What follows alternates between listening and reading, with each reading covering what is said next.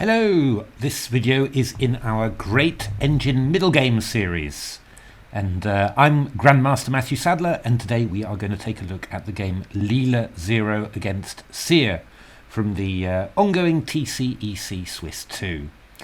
It's a very interesting and complicated game. It was one of those games where I just didn't really understand what was happening, and even after analysing by myself, I really didn't feel much wiser. So what I did something that I recommend in my new book, the Silicon Road to Chess Improvement. I ran a lot of engine games, this time between Stockfish and Revenge, on 94 threads on FishZilla, my big machine. And really through those engine games, got a much better sense of what was happening. I mean, first of all, identifying the main turning point of the game, and then sort of slowly understanding, what was actually the reason for it. So I just wanted to share that with you. It's a very interesting game. So this was the position after move 54, Black's 54th move, Bishop d7. Attacking the white queen on f5. White plays queen h7, and Black gave a disruptive check on d2, and White played the move king to g1. And to be honest, I was slightly surprised by the engine evaluations of this position. Leela really only seemed to think that it was slightly better, and in general the assessments were between a slight to a clear advantage for White, whereas I was just thinking that White should be completely winning. That's certainly what I would have thought if I was playing this as White in a practical game. The key problem for Black is the weakness of its king.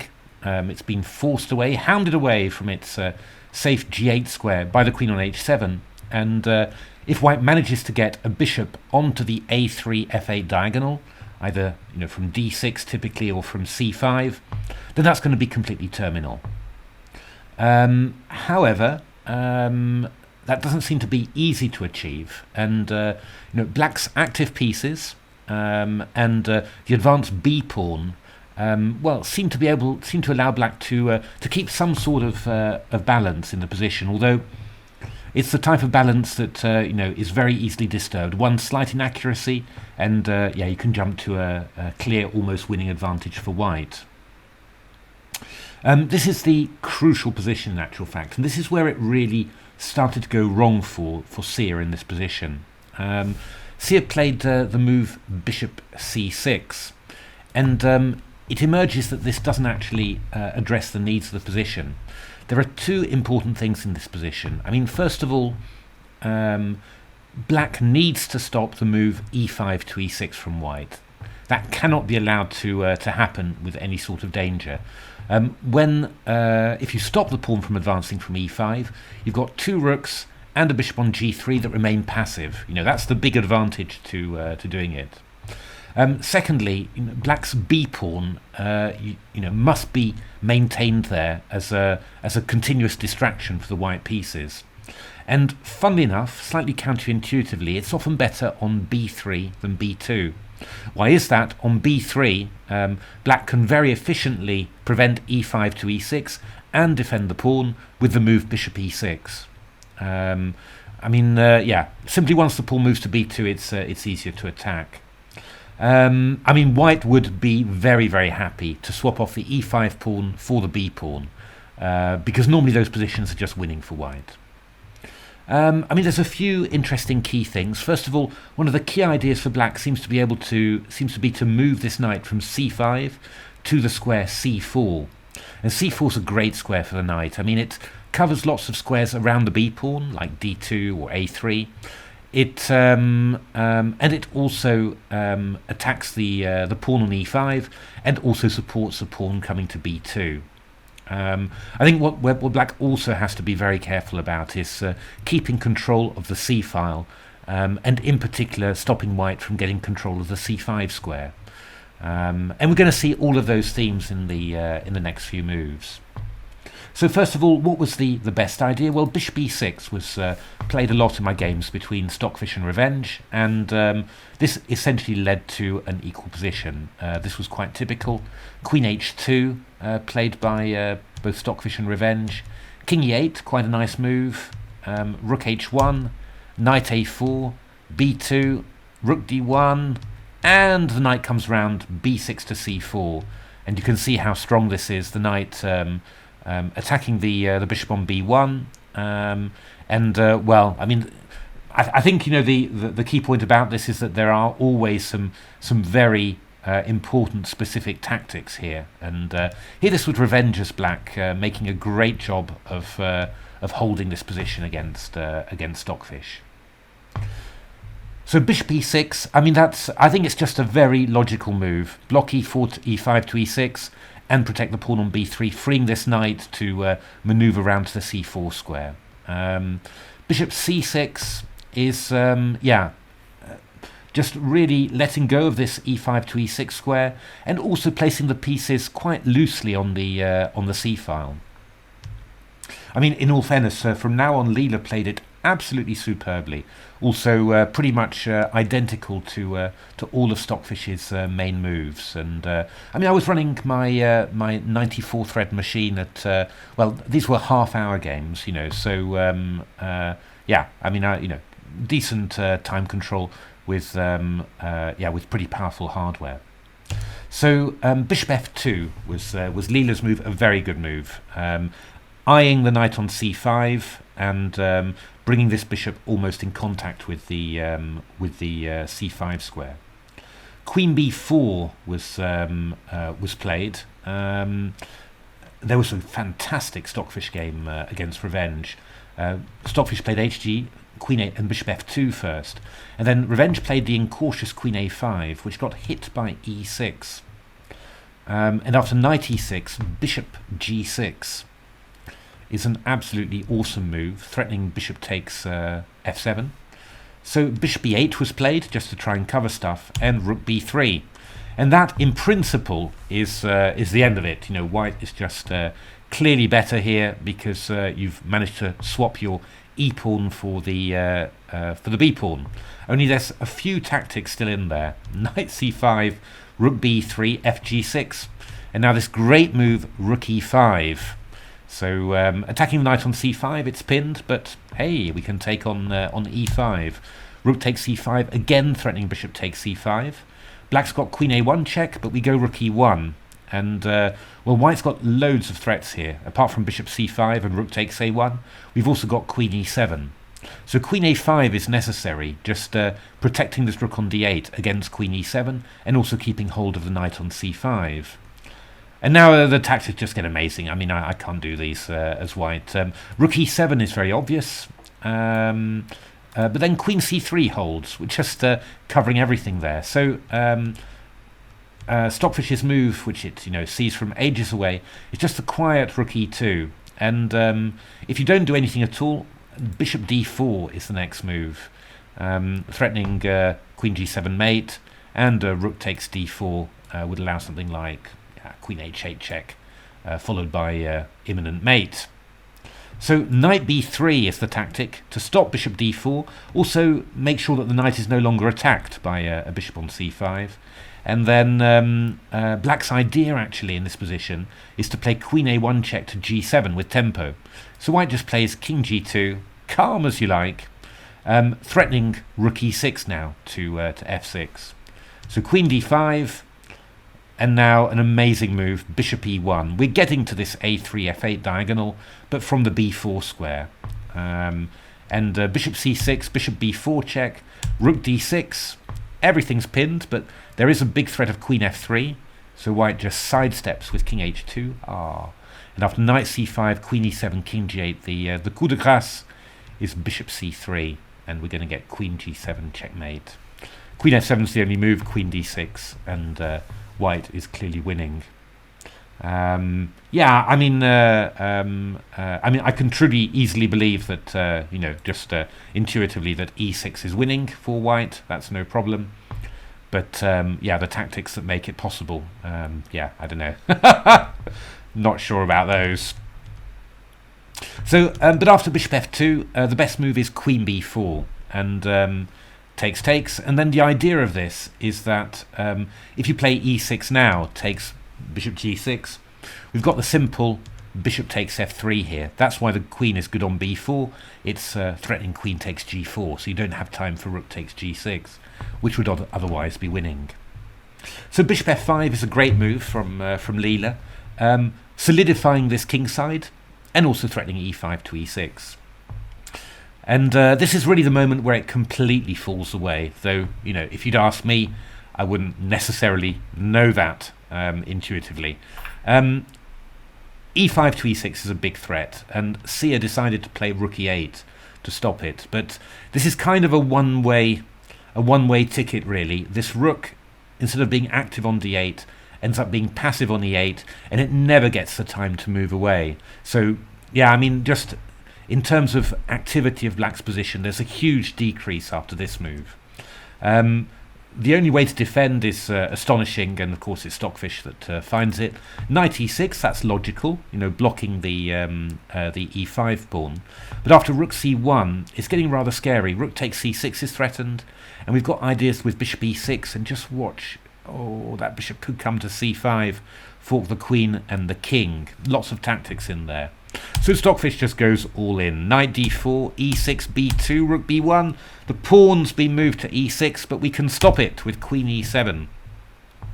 There's tactics all over the place. Discovered attacks of the knight, pardon me, on f5 or f3 if the rook takes on b2. And Stockfish's line, this is the kind of incredible thing. The idea is just to swap everything off and go to this ending where the enormous pawn on b2 enables black to keep a draw, even though black's just the exchange down. So I mean, that's a typical, well, you know, it's a sort, that's, yeah, Stockfish and NUE, you know, I mean, really it just defends absolutely anything. But after bishop f5, rook e8, it looks like black's position is lost. But the yeah, the reason is completely, you know, well, in a way, it's unclear. I mean, simply, I don't think that I could possibly find the moves that Leela found. Although I can understand, looking at it afterwards, what Leela's doing. The key point is that there's always a latent threat of e6. That's always something that can be played as a sacrifice.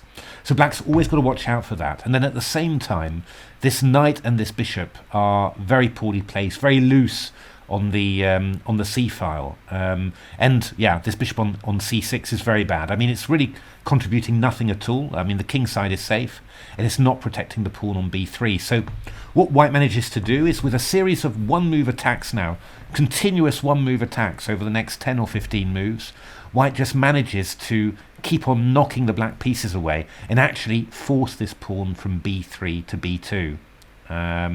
Without the knight really being able to come round to c4 to support it. So actually it's just you know, a very clever way in the end of swapping this e pawn for the b pawn. So rook b1 is where it starts, and black played bishop d5 to try and support the b3 pawn. If black you know, plays some other random move, we're just going to play e6. And the idea, it's very nice actually, is bishop g6, rook d8, rook e5, hitting c5 and also threatening rook g5 coming round to here. Bishop e5 is of course impossible because of queen f7. So I mean, that's the big threat in the position. So bishop d5, very sensible, protecting the pawn on b3, trying to get into contact with the e6 square. And now the next one move, knocking move, is rook d1. Hitting the bishop on d5, and this is again very unpleasant for black. If you retreat the bishop back to a8 rather, I go e6, f takes e6, and now, yeah, again, you know, one of those moves that's really hard to visualize with white is bishop g3, threatening bishop d6. You're getting to that a3 f8 diagonal, but on an unexpected square, and bishop d6 check followed by bishop g6 is just going to be absolutely terminal. So, yeah, I mean, what you could do here is go bishop back to c6, covering d7, But after rook d6, bishop b5, we now play some quiet moves here, which is, and that's the thing that I find particularly difficult about this position, is that, often Leela's evaluation is jumping like, 2 or 3 points when it gets the chance to play some quiet consolidating moves. And, that's just rather hard to understand really at times. But rook e1, b2, king g2, everything's consolidated. Black's pieces here bunched on the queen side, well away from the king, so e6 is always a threat, and white's just going to come round and start targeting this b2 pawn. It's a very, very difficult position for black. I mean, my engines were winning all the games from here, even though it's not trivial for a human player. So after rook d1, we can see how dangerous it is if the rook gets to invade. So queen c4, I mean, this is edge of the precipice stuff from Seer. Basically, black's trying to smother any attempts for the white rooks to get active with its queen, defending the bishop on d5, so keeping the barrier on the d file, and also stopping the rook from coming to c1. Only now rook e1 is very unpleasant. Another one-move threat, threatening rook c1, winning the knight on c5. And something like knight e6 is just refuted by this. We remove black's protection of the c5 square, and then bishop c5 check is just trivially winning. So b2 is played to cover the c1 square, but the b2 pawn now, it's got detached from the protection of the light squared bishop. And, this queen on h7 and bishop f5, they cover the b1 square beautifully. There's no threat whatsoever of that pawn queening. So white again really starts knocking away the pieces from their ideal defensive positions. Rook d4, hitting the queen on c4, obviously still attacking the bishop on d5. Queen b3, hoping for queen takes f3, but we go rook d2. Queen takes f3 is possible, but then there's bishop c5 check, which is terminal. And we are hitting the knight on c5, whilst also keeping a hold of the bishop on d5. So knight a4 played, and now rook e3, hitting the queen again, and again the queen has to keep control of the bishop on d5. Queen b5 played, and now bishop b1. And these are the kind of moments that are hard to evaluate when you're looking at the game afterwards, as I did, because Leela's just suddenly putting on the comfy slippers, slipping into its kimono, and relaxing now, and I'm still wondering, why is that? But the point is simply that black's pieces are uncoordinated. The b pawn has been forced to move. The king's still in danger, and black simply can't do the most important thing, which would be to play knight b6 and get the knight on c4, supported by a bishop on e6. Because after knight b6, we go queen d3. A move like queen c6, I just go queen d4, hitting the pawn on b2, attacking the knight on b6, still keeping an eye on the bishop on e6, on d5. And if you do something like, if you just take on d3, I go rook e takes d3, bishop's attacking the knight on b6, and we're also attacking the bishop on d5. So black is just going to lose material. So this knight is condemned to be on a4 forever, and it's just not going to be solid enough on that square. So bishop e6 played, and queen e4, another nice consolidating move. And what are we aiming for? Well, at some stage we're going to hit that knight on a4, chase it away from the protection of b2, and then win the b2 pawn. It's that simple. And here black played the move queen c4, which felt wrong. After this exchange of queens, white just plays a long sequence of one-move threats and just embarrasses the black pieces terribly.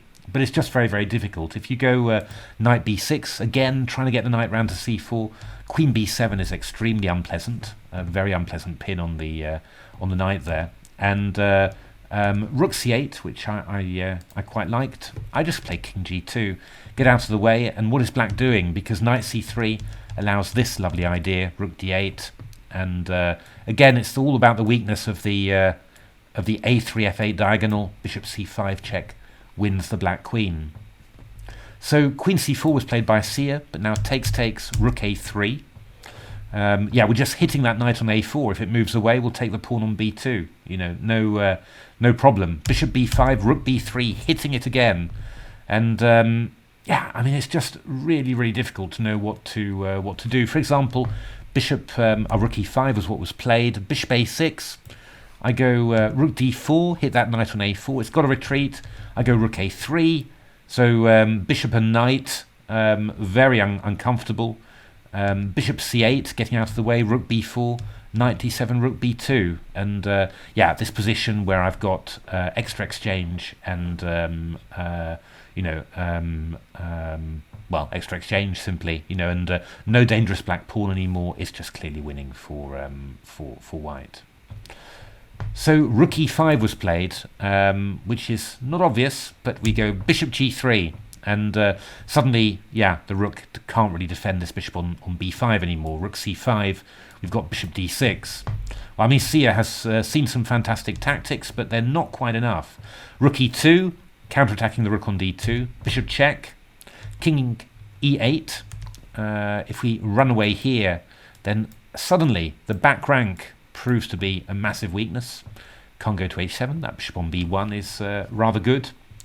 So king e8, takes, and now not rook e3 check. When king d7 hits the bishop on d6, we keep the king pinned to the back rank. We go bishop f5. Rook b8 check is threatened, and also rook e3. Black does have a way just to hold on. Amazing. Just, but the pieces are getting more and more stretched, and now rook b4 hits everything. Hits the bishop on d4, the knight on b6, and the pawn on b2. How do you stop white from picking up material? I mean, knight c4 would allow rook b8 checkmate. So we've got to go bishop c4. So we're shielding the bishop, but of course, you know, there's an extra dependency now. The knight on b6 has to stay there because there's the bishop on c4, and we just have a sitting target which we attack with bishop c7. And after bishop c5, rook takes b2. Yeah, again, this is winning. I mean, the reduced pawns on one side, that gives black better chances to hold, but not enough. And Leela finished it very, very smoothly in 100 moves. So there we are. I mean, that's a little bit different, this one. Just a really, you know, complicated position. But I hope I've sort of explained it. I learned a lot from this, to be honest. I mean, first of all, the evaluation, which, you know, surprised me, and then you know, once you understand the position, you identify what's important. Stop e5 to e6. Keep these pieces behind the pawn, and also make sure that your b pawn is solid and there in perpetuity. You know, keeping the white pieces honest just by its presence. You know, once you've understood that, it makes sense of everything else. But yeah, Seer got it slightly wrong, and I mean, Leela's play was absolutely magnificent after that. So yeah, beautiful game. Really nice game. So I hope you enjoyed that, and I hope my explanations made sense. I spent yeah, quite a bit of time trying to grapple with that. So I hope it all makes sense. Well, if you enjoyed the video, why not give me a like, and why not also subscribe to the channel? I mean, there's masses of stuff. All of this stuff is you know, essentially what you will find in the Silicon Road to Chess Improvement, my new book. And yeah, you know, if you enjoy that, I'm pretty sure you'll enjoy the book as well. And well, in the book there's also masses of tips about how to train with engines. I've got a lot of unusual ideas, and I think brilliant ideas for how to do that. And yeah, I think you know, I think it's well worth getting to grips with. But otherwise, you know, thanks very much for watching, and hopefully see you in the next video.